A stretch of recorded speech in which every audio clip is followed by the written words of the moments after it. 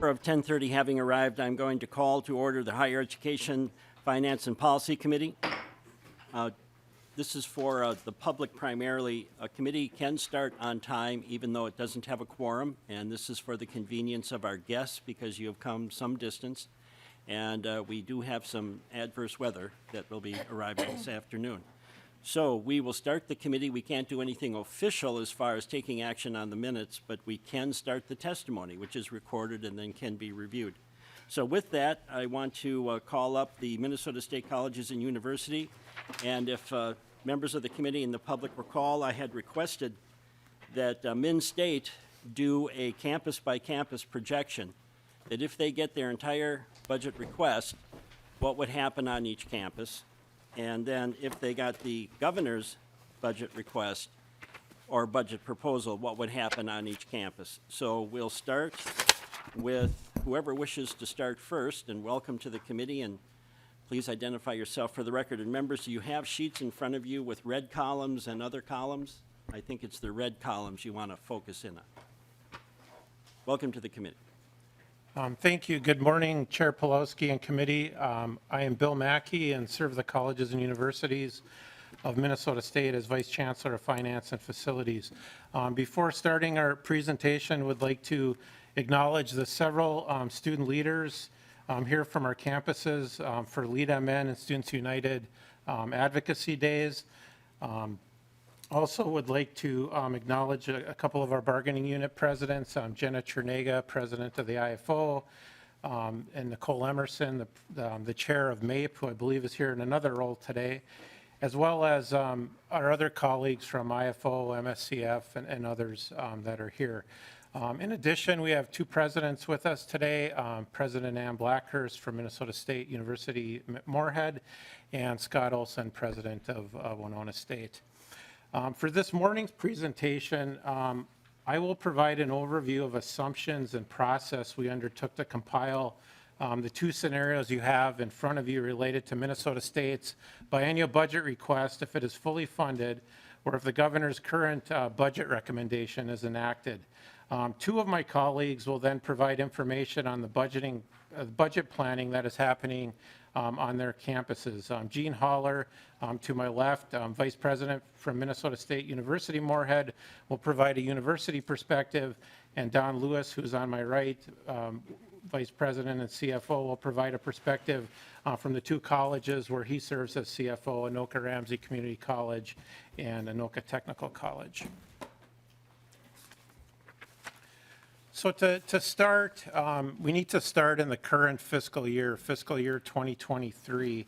And on your spreadsheet, that's on both of them, that's the column on the furthest left, the FY23 structural gap. And as a system, we have an operating gap where we head into the next biennium of about $75 million. And this is by comparing current ongoing revenues to current ongoing expenses. So the $1.54 million as a system, and then the $1.6 billion, and the $1.6 billion in expenses produces an operating gap of about $75 million. And this isn't a perfect comparison, but it gives an idea of some of the reliance that Minnesota State has on one-time revenue to support operations, as well as temporary measures that are taken each and every year in order to have a budget that can move forward on an annual basis. This overall system amount has been growing each year. If we were going, as we were headed into the last biennium, this amount of $75 million was about $47 million. And the reason that these numbers are growing is one, and the committee has seen, and it's the second bullet on this slide, the enrollment trends that we've had the last 10 years. And you see that that's been an issue at most of our colleges and universities. The second issue is the level of state support that our system and colleges and universities have received, as well as the second year of the biennium, where in most cases we don't receive new revenue and have to absorb the increases in personnel costs and others and reallocate funds to cover inflationary costs. And then the third reason I would say is we continuing to utilize one-time revenues to buffer ongoing costs. And as I previously testified to this committee, the federal HERF funding over the past couple of years was a funding stream that many of our colleges and universities used. The structural gap, how do colleges and universities address this? Because at the end of the year, colleges and universities don't show that they're short $75 million worth of cash cumulatively. What happens is there's many different mechanisms that are used. One of them, which will be the last year for this particular one, and there's a second bullet, is there's $23 million that will support a lost revenue at 9 of our colleges. The other 18 colleges and 7 state universities spent their HERF federal funds prior to fiscal year 2023, so they're forced to take more immediate actions for the current fiscal year. Some of those other actions are holding positions vacant and not filling them for some time. That would be the one-time compensation savings on the slide. Reducing operating expenses, I believe you would hear from our CFOs and presidents across the system that most of our faculty, our staff, have very limited supply budgets, very limited travel budgets, and other things because of the amount of money needed to cover overall compensation on an annual basis. And then thirdly, delaying investments. There's a lot of great strategic initiatives that are ongoing across the system, as well as facility improvements that are needed. And I think in many cases, those decisions, because of cash flow reasons, those initiatives or projects are delayed, or sometimes they're strung out over a longer period of time than normally planned. And then the last item would be utilizing one-time money that is in reserves to cover some of this structural gap that's identified. So moving to the next biennium, fiscal years 24 and 25, and just a few assumptions here is one is that our colleges and universities updated their enrollment projections on February 1st, and that complies with the Office of Higher Ed deadline where we submit that information, and then worked with the system office to update their budget projections on February 9th, 2023. So each of these line items on this spreadsheet by institution was constructed and verified by each of the college and university's leadership teams. I would point out that each institution's at a different point in the process of their short-term and long-term budget planning. So some of the institutions on the spreadsheets have already implemented multi-year budget reductions where they will see savings in 24 and 25. Maybe they implemented them in this biennium or previous ones, and it takes a series of years to see the financial savings. Others are identifying the gap and are currently in the process of planning to make those adjustments. So as we look at the gaps for 24 and 25, need to acknowledge that each of the institutions are at different points in their budget planning process, both from a short-term nature as well as a long-term nature. And that budget planning is steeped heavily in shared governance at each of our colleges and universities that you'll hear more about from my colleagues, where there's an extensive amount of input and feedback as difficult decisions are being contemplated and then ultimately implemented that ultimately affect students, affect faculty and staff, and programs and services that are offered. One additional comment I would make about enrollment is we shared with you the fiscal year 13 to 22 enrollment projections. For this particular year, our latest enrollment projections show system-wide will be down 2.8%. This fiscal year. Colleges being down 1.8%. 11 of our 26 colleges, though, are stable or have increasing enrollment from fiscal year 22 levels, and our university sector is projecting to be down 4.3% for this year for fiscal year 23, and that's in a sense an additional column from the 13 to 22 final enrollment numbers that we shared with you earlier. What we included in this analysis to calculate the surplus and the gap at each of our colleges and universities, and this slide shows our biennial budget request in the 3 categories that it was brought forward: student support, Minnesota State Stabilization, and Workforce and Economic Development. In the spreadsheet that's labeled based on the Minnesota State biennial budget request, there was $119 million in stabilization funding brought forward, and that was done in the way that we requested the funding. So there's new funding in each one of the fiscal years. Our student support category, as you recall, a heavy portion of that is freezing tuition for the biennium. So that out of that $34 million in fiscal year 24, $25 million of it is attributed to a tuition freeze. $9 million of it is attributed to additional funding that would go to the campuses for additional student support services. And then for fiscal year 25, there's another $50 million for a funded tuition freeze, and then that $9 million again. The governor's biennial, or the Workforce and Economic Development, you'll see zeros there. We did not allocate any of that funding to our campuses, and I'll address that later. We certainly would if we were to receive that funding, but for the purposes of the simulation, we did not. The governor's biennial budget portion, the $125 million in stabilization funding that was fully funded is included here. $62.5 million each year is included as part of the, that's portion of the simulation. What's not included in the analysis is the funding to students and investments in specific programs. So the biennial budget request, what's not included is for student support, that's funding for emergency grants and transfer scholarships. That's not included in this simulation. The stabilization funding, there's a portion there not included.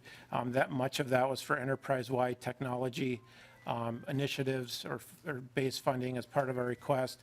And then the Workforce and Economic Development, none of that $100 million is allocated in this simulation, with the assumption is that depending on the amount received, we would determine the process in which that funding would be allocated. Certainly all of our students would, all of our campuses would benefit from the scholarship program.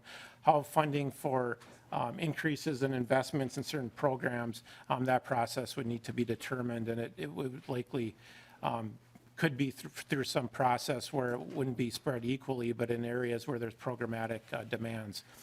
From the governor's biennial budget proposal, the portions not allocated was the $5 million for student support.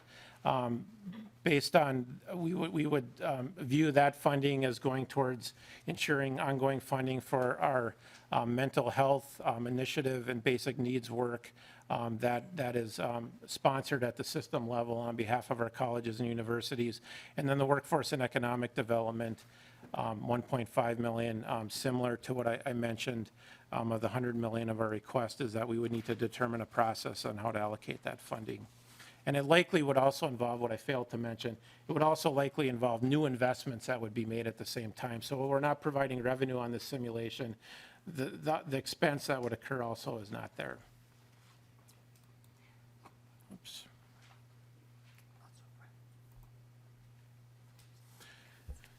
So from a system level, on the two spreadsheets, and these would be the totals on the bottom of the sum of the 26 colleges and the 7 universities. In both scenarios, we start with the gap that we bring forward in fiscal year 23 of almost $75 million.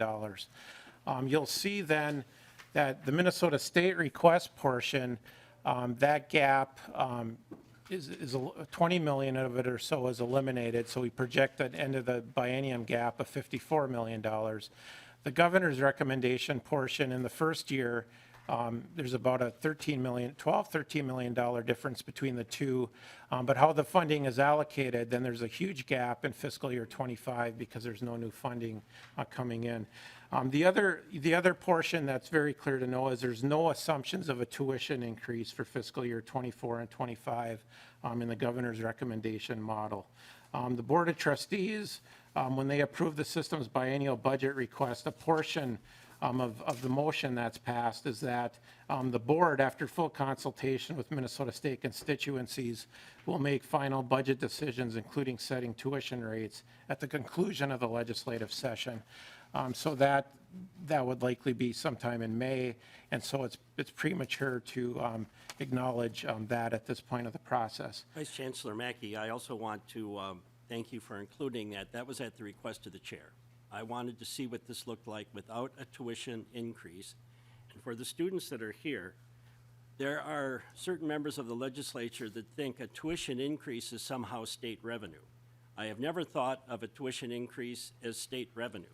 I think of it more as a tax on students, a particular group of people that will take maybe a decade to pay off. So that was at my request that we see this without that tuition increase. Thank you, Vice Chancellor. Another aspect of the spreadsheets that I'd like to point out is that on the far right columns, we show what the college or the university is projecting related to their enrollment changes for fiscal year 24 and 25. And you'll see in most cases, colleges and universities are planning for their enrollment to relatively stabilize. There's a lot of 0.0% or less than 1%. Generally speaking, if there's a gap of anticipating or projecting a large enrollment decline again in fiscal year 24, the size gap for fiscal year 25 is generally a larger number. And that goes along with what we've testified previously to the committee, is that our colleges and universities manage to their enrollment, and much of the funding that we request goes to cover inflationary costs. So reductions are being made and will still need to be made at many of these colleges and universities regardless of the outcome because of the enrollment declines. On the other aspect of components of our budget requests that we've testified previously on too is that the components that are not allocated directly to the campuses here are investments that will help with enrollment in the long term at our colleges and universities, funding to provide more services and more support for individual students outside the classroom, as well as the funding for workforce and economic development to build and expand programs where there's need, create the current learning environment, equipment and facility-wise that's needed to produce more graduates for the workforce of Minnesota. So as you look at these spreadsheets, and we can certainly take further questions on them, you'll see that there is quite a bit of variation based on where campuses started in fiscal year 23 and what their enrollment is projected to be are probably the two main factors of how large that structural gap is when we get to that fiscal 25 surplus and gap column, which is your third column from the left in both simulations. So, Mr. Chair, with your permission, that concludes my part of the presentation. And with your permission, I turn it over to Jean Haller, Vice President for Finance and Administration at Minnesota State University Moorhead. Welcome to the committee, and please identify yourself. Good morning, Chair Pulowski and members of the committee. For the record, my name is Jean Haller, and I am Vice President for Finance and Administration at MSU Moorhead, and I am passionate about the purpose of public higher education. The first thing I want to impress upon you is that the stabilization funding in the biennial budget request does not mean that institutions are spending more money on the same things. We are constantly looking for ways to remain efficient, effective, and relevant in order to accomplish our mission to transform the world by transforming lives. Because of the lead time necessary to strategically plan for an academic year, MSUM's budget planning process begins 18 months in advance of the fiscal year. Our consistent, transparent process honors the principles of shared governance and is stewarded by our University Planning and Budget Committee. The committee is a 24-member representative group, which includes students, two of whom are with us today. Garrett Harrinan, our Treasurer of Student Senate, and Max Thompson, our Student Senate President. Both serve on the UPVC. UPVC holds open meetings throughout the academic year that culminate in providing input and feedback on the proposed budget plan to the administration. During the budget planning process, we review all university expenditures in relation to the available revenues, and we make reallocations from low priorities to higher ones. To illustrate, MSU Moorhead has eliminated over 87 positions during the past several years, which represents about 12% of our workforce. And we closed 11 academic programs, some of which include paralegal, theater, gerontology, Spanish education, and our undergraduate degree in philosophy. And we recently launched several new high-demand academic programs, a nursing undergraduate program, graduate programs in social work, criminal justice, and athletic training, and we transitioned our school psychology to an online program to serve more students. MSUM has also experienced operating budget pressures. We are particularly interested in the bill introduced by you, Chair Pawlowski, that would eliminate the statutory requirement that requires post-secondary institutions to provide a third of the debt service for our capital projects. This would prevent further strain on our already tight operating budget and would represent savings for MSUM of $267,000 in user financing for our Weld Hall renovation project, which is Minnesota State's #1 capital project request. Although we have been diligent about budget planning, it's unfortunate to note that our enrollment has been declining at a faster pace than we've been able to reduce expenses. In the competitive higher education market, MSU Moorhead has implemented many new strategies to address the enrollment losses. We implemented a tuition reset to achieve parity with the amount charged for online courses and in-person courses.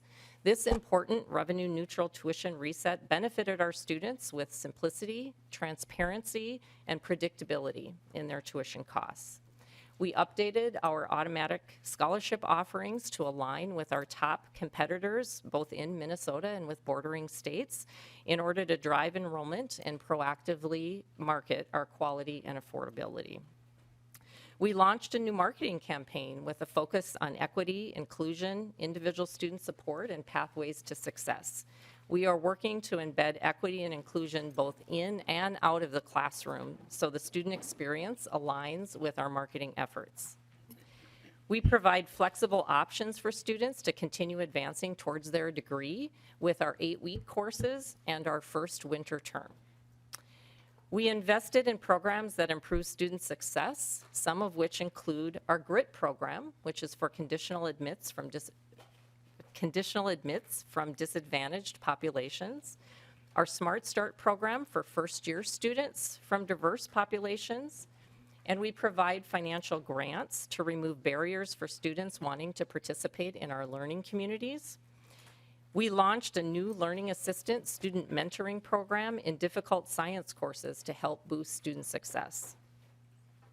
We work to increase awareness of basic needs support that is available to our students through our Dragon Pantry, as well as through other services in our community. And we partnered with the Education Advisory Board to conduct market studies to help guide our investments in our new academic programs. All of those efforts to bolster our enrollment. MSUM relies on state appropriation to serve our students and our region. Without the requested legislative funding support, MSU Moorhead will face significant and sobering deficits in both years of the upcoming biennium. We will be forced to eliminate more faculty and staff positions. We will be forced to make cuts that will jeopardize critical academic and student support services that are necessary to recruit and serve the needs of an increasingly diverse student body. We will be forced to defer technology and facility investments that are necessary to ensure safety, security, and operational efficiencies. Ultimately, these reductions will result in an erosion of the opportunity for all Minnesotans to create a better future for themselves, for their families, and for their communities. Thank you for the opportunity to testify today. I appreciate your commitment to public higher education and to Minnesota State. Mr. Chair, with your permission, I would like to turn the presentation over to Don Lewis, Vice President for Finance and Administration at Anoka Ramsey. Vice President Hallner, I'm going to just pause for a second because you brought up the savings from the 1/3 deduction of $67,000. We learned some information about that, and I'm going to turn it over to Mr. Hopkins. Can you explain what we learned yesterday and to the committee? The bill was put in as a repealer, but yesterday we learned something else. Sure, Mr. Chair and members. So the reason for the user financing requirement for the bonding to fund capital investment projects with higher education institutions, there's no statutory requirement for the user financing. It's actually just been placed in previous bonding bills. So if the bonding committee doesn't put a user financing requirement in its bonding bill this year, there will be no user financing requirement. So it's really up to the bonding committee to make that decision. Thank you, Mr. Hopkins, and to everyone in the room. I serve on the Capital Investment Committee, and I've already reminded the chair and staff that we're not going to include it. So you wanted to turn it over to Vice President Lewis. Welcome to the committee, and please identify yourself for the record. Thank you. Chair Pulaski, distinguished members of the committee, I thank you for providing me the opportunity to speak with you this morning on both the joys and the challenges of financially managing several Minnesota State colleges. For the record, my name is Don Lewis. Presently, I serve as the Vice President of Finance and Administration for both Anoka Technical College and for Anoka Ramsey Community College. I serve two distinct and separate colleges. This is somewhat unique within Min State as it aligns several institutions so that it may share a number of administrative services. The two colleges function with one shared president, one CFO, one integrated business office, integrated HR, technology, and a handful of other back office operations. The alignment between Anoka Tech and Anoka Ramsey commenced approximately 10 years ago and has resulted in the two colleges saving around $750,000 to $1 million of administrative expenses on an annual ongoing basis. This has been a godsend, particularly for Anoka Tech, which has been addressing budget challenges and academic stabilization for a number of years. Challenges which many of our technical colleges share due to the high cost of equipment, the need to keep that equipment representative of what is used in the field, and a need to have smaller class sizes for effective pedagogy and for campus safety. But the financial benefits of establishing aligned institutions also has its drawback. Primarily thinly stretched administrative departments with very little wiggle room remaining to adjust staffing and workloads as finances become tighter and tighter and tighter. Over the past several years, enrollment declines related to the pandemic and a legislative underfunding of higher education has placed the college on a precipice of financial cliff. The only difference between the cliff that Anoka Tech stands on and the one for Anoka Ramsey is the slope of that downward trajectory on the first step over the edge. The downturn in revenues at Anoka Tech over the past several years, coupled with the projected shortfall over the next few years, requires a need to reduce the college's operating budget by close to 20%. In order to close this gap, Anoka Tech is assessing its ability to continue much-needed services that support student success. The availability of tutors, they're disappearing. Retention coaches and advisors, they're not available or accessible. And student support services are under constant pressure. In addition, eliminating or downsizing academic programs or course offerings have already been implemented into the program, and we continue to look at other opportunities that we need to take into serious consideration. This past year, Anoka Tech enacted an early retirement program and a reduction in force within the faculty ranks. And open staff positions continue to be delayed in being filled or are not being filled at all of which is placing significant stress on the college's ability just to get the basic work done. In addition, not sufficiently funding Anoka Tech places an overwhelming hardship on the college's ability to develop new or expand programs to meet the needs of businesses and industry, particularly in the northwest suburbs. Workforce demands are huge, and the college's commitment to training the next generation of Minnesota workers is outstanding. Yet the college lacks the resources needed to outfit space with equipment, build new curriculum of study, and to take a risk with smaller classes sizes that might be necessary as a new program gets launched and established. Program growth, and with it, an ability to serve the Minnesota workforce, has taken a back seat during these financially challenging times. Anoka Ramsey Community College also stands on the edge of a cliff too. However, the drop-off is not as dire as at Anoka Tech. but enrollment declines and general governmental underfunding is taking its toll. Anoka Ramsey continues to monitor course offerings and the timing of these courses, limiting flexibility in times and frequency of courses right at a time when students are needing such flexibility to align with their work and their life situation. Finally, such a funding gap is also puts pressure to further delaying the college's already long list of deferred maintenance projects. In the end, only adding a greater downstream costs and yet another financial strain when these get undertaken, or a growing dependency on tapping limited HEAPR funds for more general routine repairs. However, there are signs and glimmers of hope. With additional funding, enrollment and retention services may be enhanced, and efforts are underway to already begin that process for both Anoka Tech and Anoka Ramsey, and we're optimistic that that trend in declining enrollments may be abated.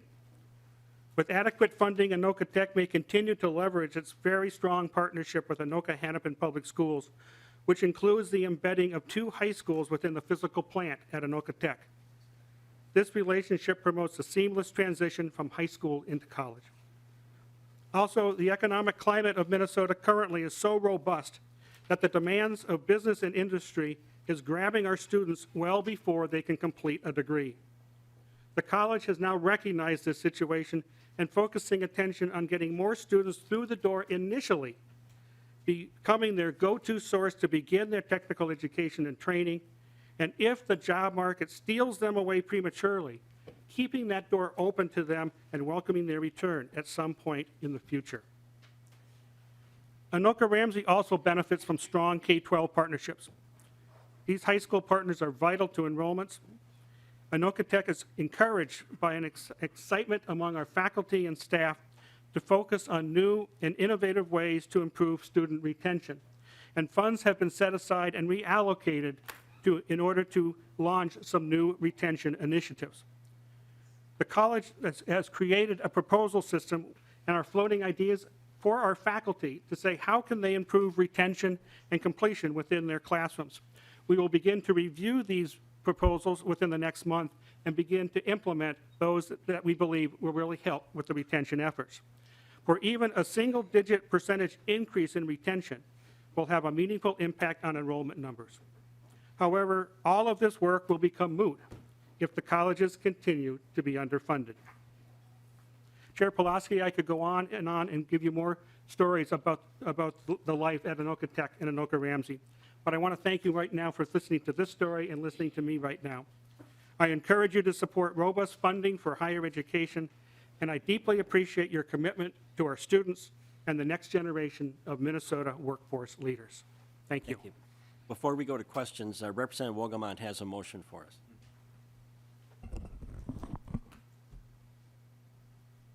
Was I at this meeting, Mr. Chair? Yes, you were. He made sure before I asked. All right. Well, just making sure that these are correct, and in that case, I do move the approval of the minutes for February 16th, 2023. Representative Wogelmont moves the minutes of the last meeting. Is there any discussion? Seeing no discussion, all those in favor of the motion signify by saying aye. Aye. Any opposed, nay. Motion prevails. Thank you, Representative Wogelmont. Representative Robbins. Thank you, Mr. Chair, and thank you for being here today. And thank you especially for the spreadsheet. Very much appreciated. We have a previous spreadsheet that the chair had requested showing 10 years of enrollment change that ended on FY22. And then this one doesn't talk about enrollment for FY23 and begins with your projections for FY24. So I'm wondering if in a future presentation you could provide us with sort of the change between FY22 and 23 and then link it to your ongoing projections, because that information of trend is very important to me, and I feel like we're missing that column. Vice Chancellor Mackey, you want to respond to that? Mr. Chair, Representative Robbins, thank you for the question, and it would have been helpful to have that projection on the spreadsheet, and we'll certainly get that to the committee.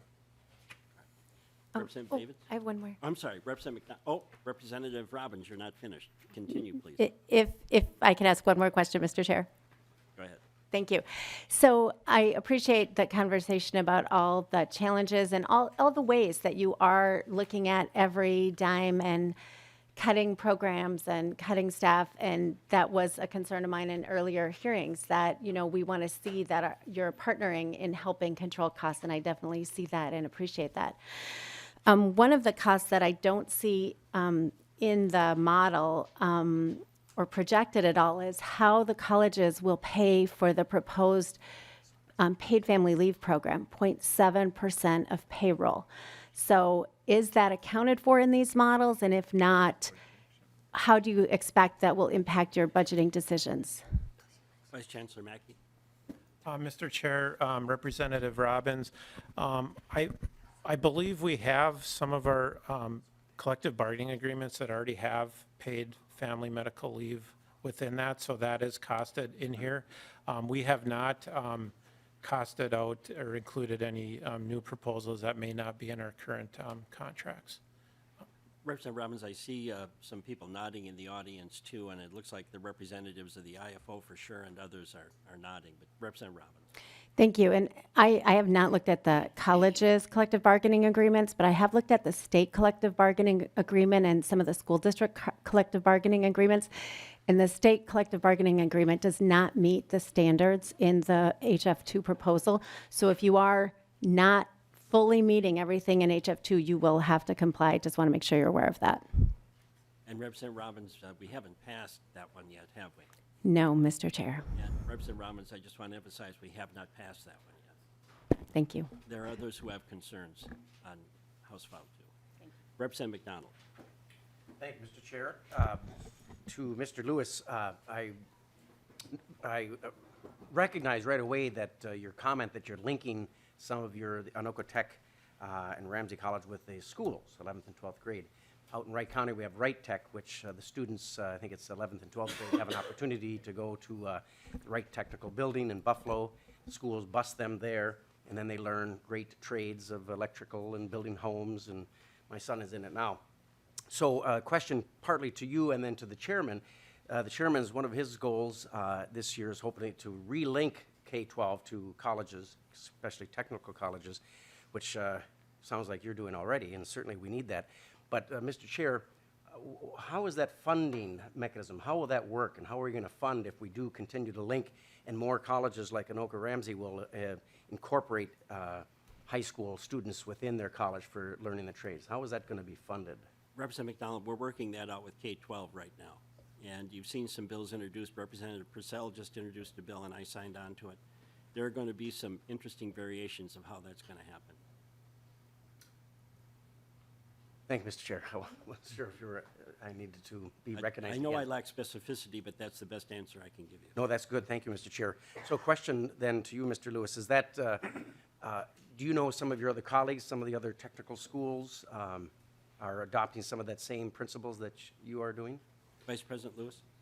Thank you. I believe that there are several of our sister schools that are following a similar approach. Perhaps Vice Chancellor Mackey has more detail than I have on that. Regarding the finances of it, the direct benefit for Anoka Tech is that we have a rental agreement for the space that we get from the district, which helps for the occupancy of the space that they're taking over.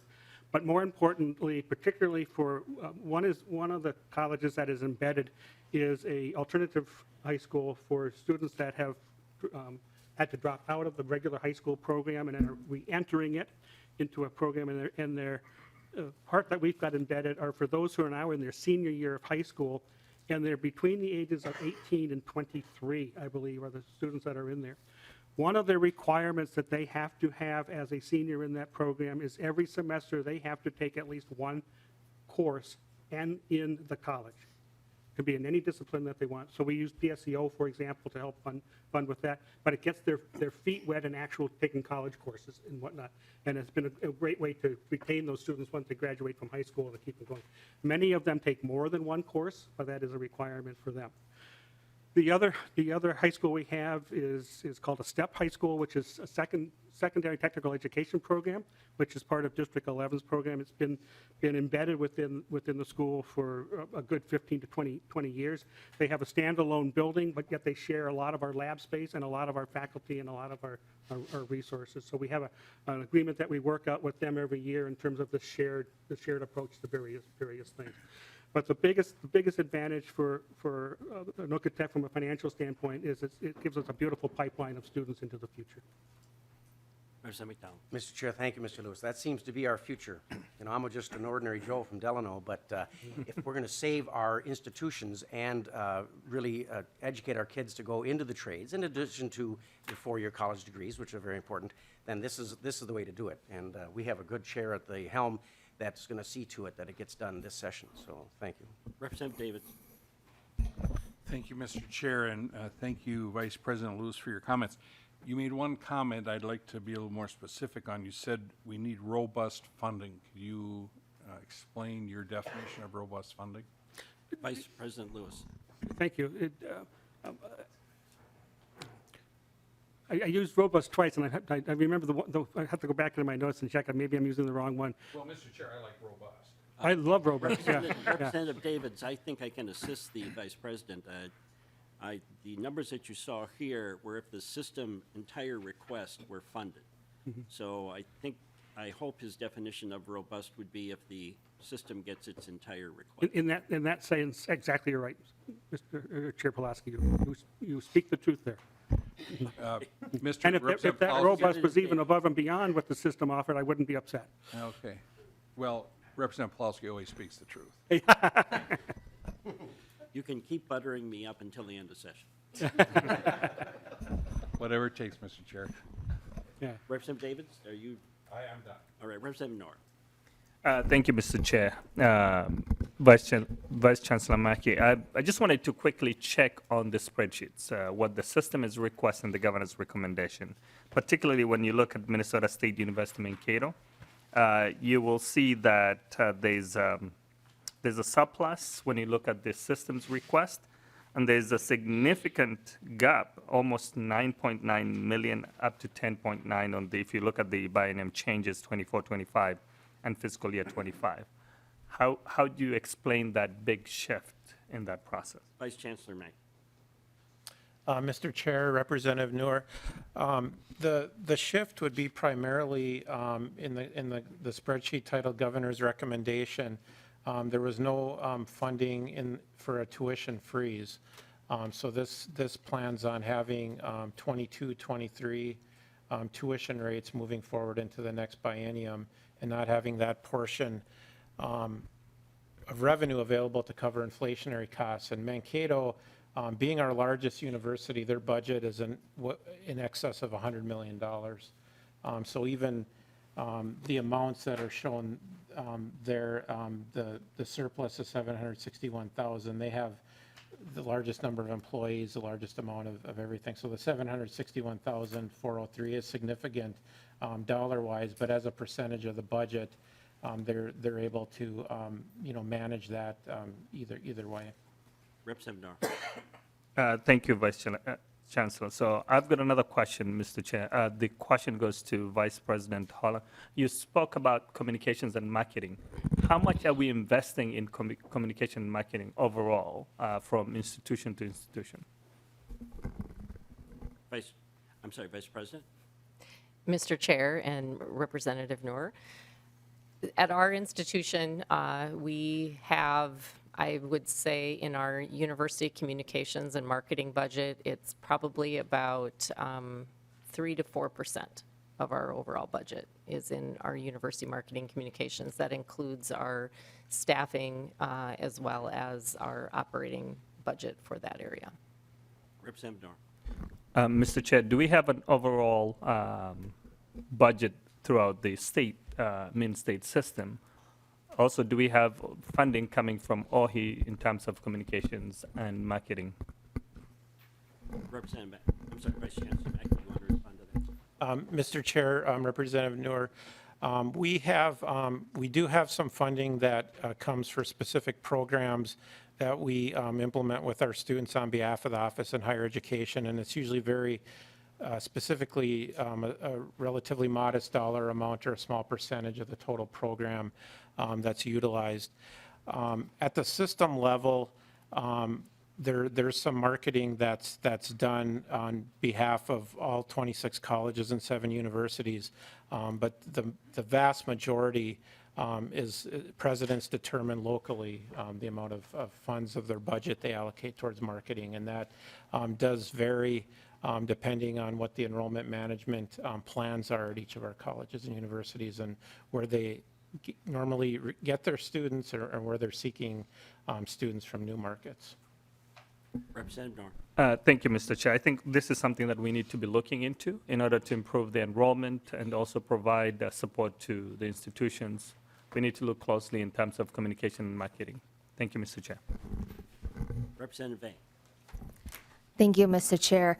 I'm glad that Vice President Lewis brought up the point about retention as a way to improve enrollment.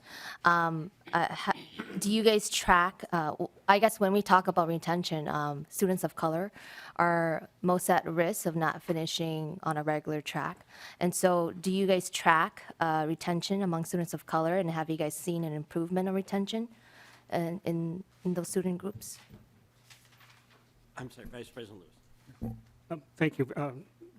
Yes, we do. We track retention both at Anoka Tech and Anoka Ramsey of students of color, as well as first generation students and various other demographics.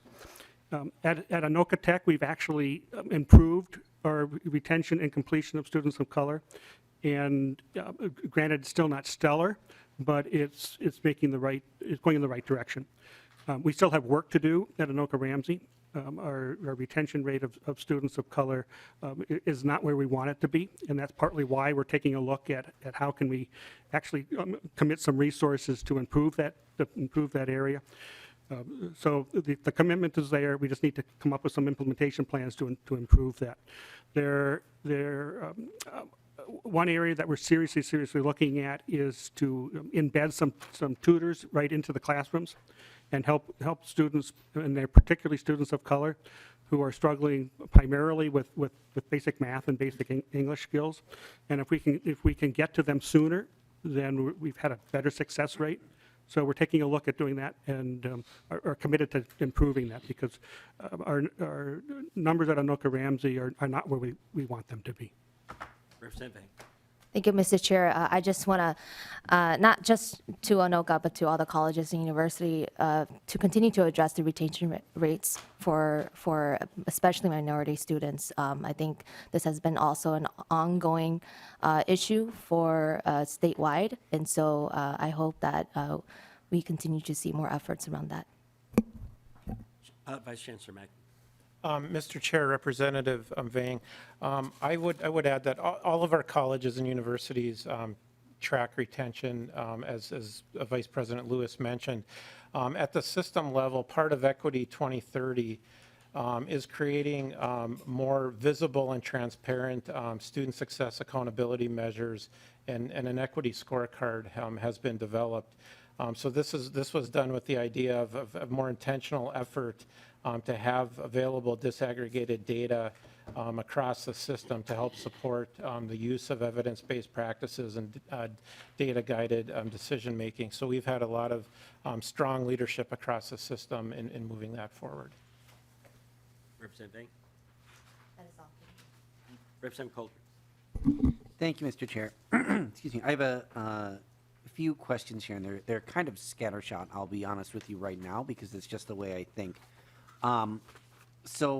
Looking at this spreadsheet based on your budget request here, first of all, I guess I just want to make sure I'm reading it correctly. Am I correct in understanding that the column labeled FY24-25 biennial change, that is in essence the FY20-25 surplus gap minus the FY20-23 surplus gap?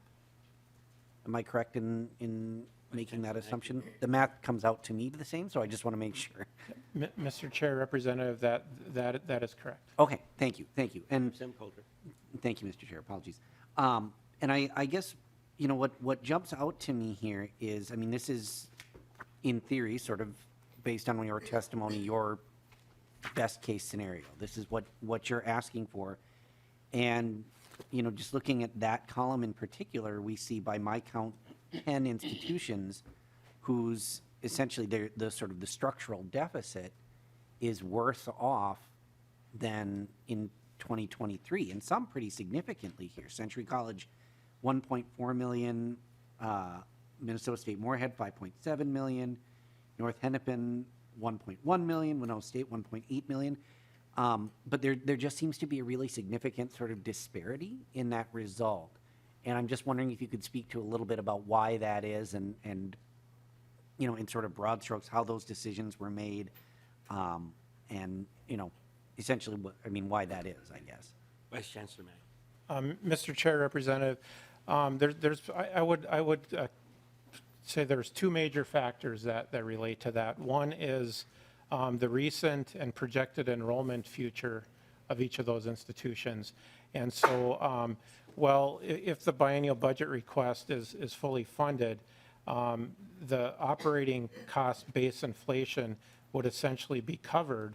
However, the loss in revenue due to enrollment decline, which is adding to that gap, there would need to be measures taken at each college and university affected to get their budgets structurally balanced. The second impact of it is each college and university is at a different point in their budget planning process. Some institutions, and I believe Vice President Haller mentioned it, implemented some significant budget adjustments a couple of years ago, and the savings occur over a number of years. We have other institutions that are more at the beginning of that process and will likely be implementing that during this time period to address those. And then we have others on the spreadsheet where the numbers aren't as large, where they're able to, if their enrollment's stable, they've been able to make less permanent or one-time adjustments to manage from year to year. So it's really, locally, the presidents are delegated to manage their operating budgets, and where they are in their planning process is all a bit different from time to time. Representative Coulter. Thank you. That's helpful, and I'll probably have more on that at a later date here. The second question I have, and maybe this is something we can talk about offline, it would be, I think, helpful to know how these enrollment projections are determined, because, there are some in particular, again, the big shifts are the ones that jump out to me. But you see, for example, Bemidji State has an FY24 projected change of 8.4% and an FY24 decline of 8.4% and FY25 projected increase of 3.7%. And that's a significant change. And so I guess, like I said, maybe we can take this offline if that would be better, but that makes me wonder kind of, how those numbers are arrived at. Vice Chancellor Mackey. Mr. Chair, Representative, coincidentally, we just had a meeting in recent weeks with the leadership team at Bemidji State University, so I perhaps have more intimate knowledge than I normally would. With our universities in general and with Bemidji State, the new enrollment every year is generally comes in two categories for undergraduate. It's new entering freshmen and new entering transfer students. So based on where the university has been, based in starting, say, in fiscal year 2020, they know that they have less students in their pipeline of those that matriculated to be sophomores, juniors, seniors, and then to completion. So that's built into their enrollment assumptions, and that knowing at this point of the process that their enrollment is going to be down next year.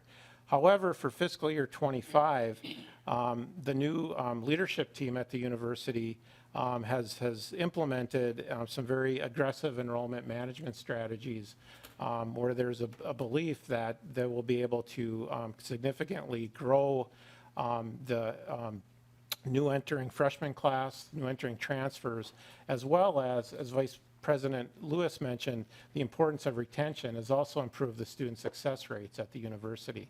So all those components are built into those assumptions, and why those projections may be so dramatically different from one year to the next. Representative Coulter. Thank you. Just a couple more, hopefully quick questions.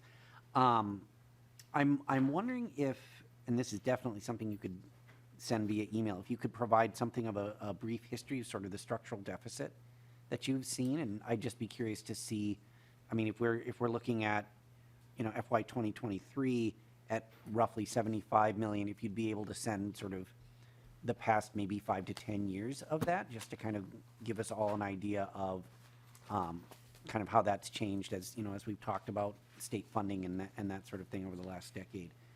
And then apologies.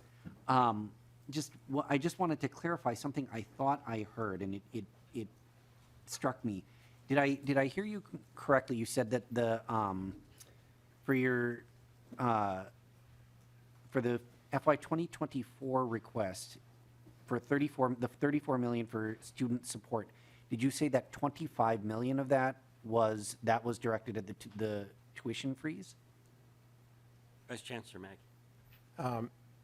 Mr. Chair, Representative, the student support component of our request, 75 million out of 125 million over the biennium, is for an undergraduate tuition freeze. Sorry, could you? Representative Coulter. So you said 75 of the 125 million? Yes. Okay. I think I must have just misheard you then. That seemed like a really low number to me for a tuition freeze, so I just wanted to clarify that. Thank you. I would, Chancellor Mackey. Mr. Chair, Representative, related to the structural deficits, we have as a system, fiscal year 20, it was around 58 million. Fiscal year 21, it was about 47 million. So it is at a higher point right now. One of the complicating factors of that is we had the federal money that came between March of 2020 and for some institutions all the way through current day.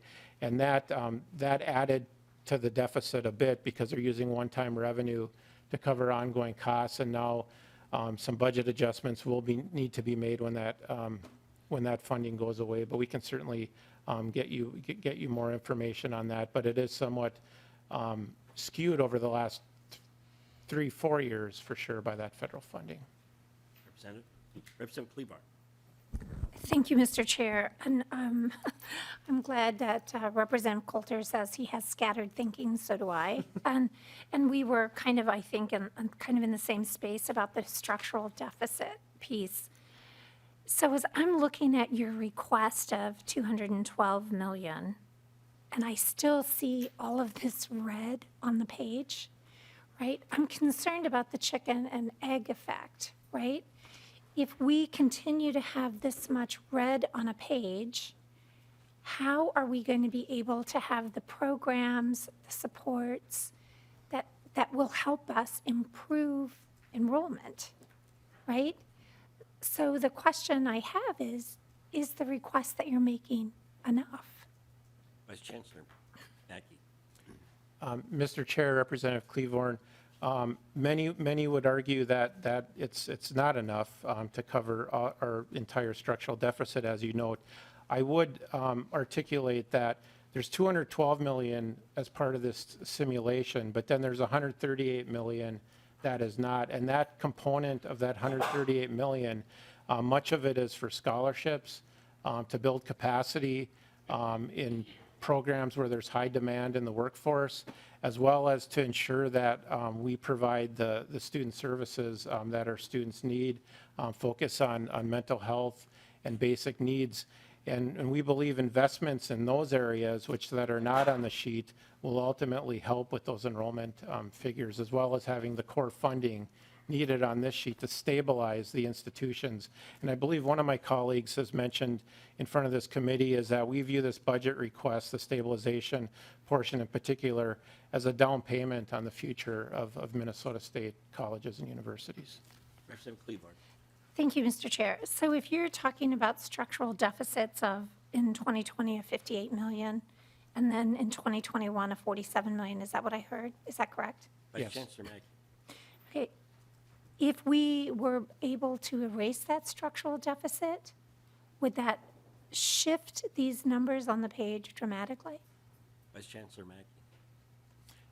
Mr. Chair, Representative Cleavorn, yes, if there was funding to take care of past structural deficits, it would significantly change the outcomes in both cases.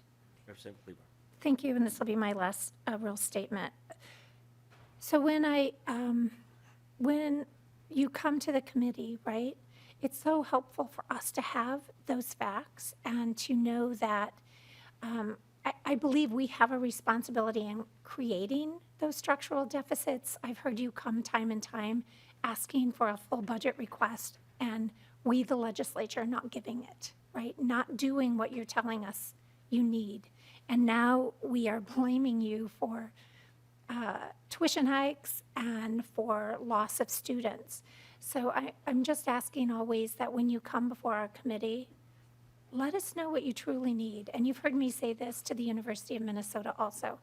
So if eliminating that structural debt would greatly improve the ability of the system to have a clean start, if you will, and move forward, then that's really important piece of information for all of us to have, especially when we're in a time of surplus. So thank you very much for all the great work that you do and the service you provide to our students.